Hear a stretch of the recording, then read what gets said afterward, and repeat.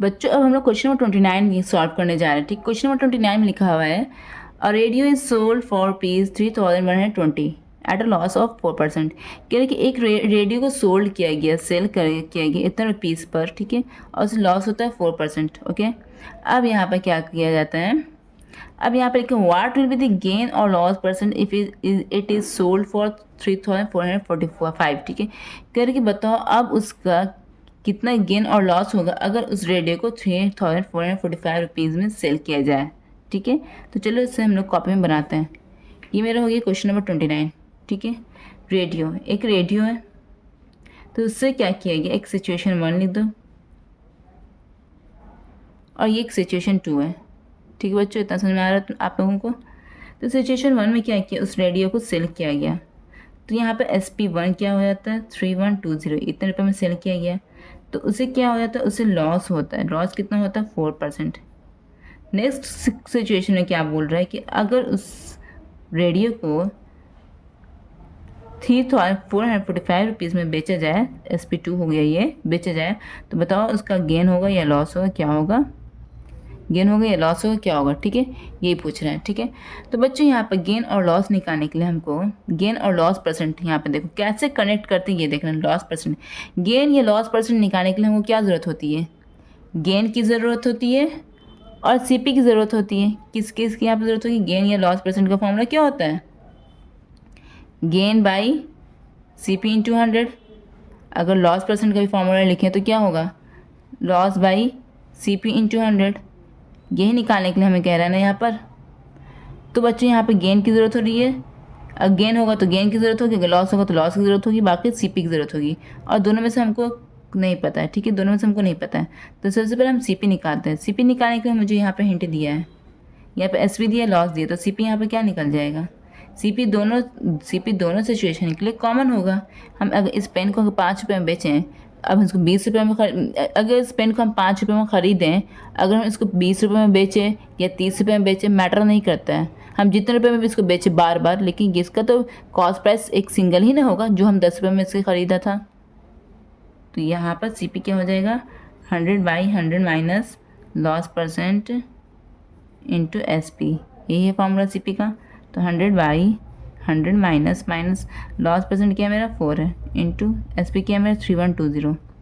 Okay बच्चों, अब next बनाते हैं यहाँ पर 100/4 घटा 100 में से तो 96 हो गया, 3120। ठीक है, अब अगर कट रहा तो काट दीजिए, 4 2 8, 4 4 16, 4 7 28, 29 30 31, 4 इधर 32 0 हो गया। ठीक है, अब अगर और कट रहे तो काट दीजिए। ठीक है, 2 1 2, 2 0 4, 2 3 6, 1 7 2 9 18, 2 0 0 कट गया। ठीक है, 3 4 12, 3 1 3, 3 3 9, 3 0 0 कट गया। ठीक है, 2 2 4, 2 6 2 13, 2 5 10 कट गया। ओके, 2 1 2, 2 5 10, 2 0 0 कट गया। ठीक है, तो यहाँ पर मेरा फाइनल आंसर क्या आ गया, 50 × 65 इज इक्वल टू क्या आ गया, 5 5 25 को 5, बाकी बचा 2, 5 से 30, 31 32। ये 0 पेंडिंग था तो 0 यहाँ पर ऐसे अटैच कर दिया। ठीक है, तो ये मेरा CP निकल गया, ये मेरा क्या निकला, मेरा ये मेरा CP निकल गया। ठीक है, तो CP इसके लिए भी सेम होगा CP, और इसके लिए भी सेम वही CP होगा। ठीक है, CP दोनों के लिए सेम होगा, इसके लिए भी सेम होगा CP और इसके लिए भी सेम होगा CP। सिचुएशन 2 के लिए, सिचुएशन 1 के लिए भी CP दोनों के लिए सेम होगा। तो यहाँ पर मेरा CP निकल गया, CP मेरा क्या निकला 3250। यहाँ पर CP निकल गया, इधर भी CP निकल गया 3250। ठीक है, तो यहाँ पर मेरा CP निकल गया, यहाँ पर SP है। ठीक है, CP SP पता तो हमको पता चल जाएगा ना कि इस यहाँ पर गेन हो रहा है या लॉस हो रहा है।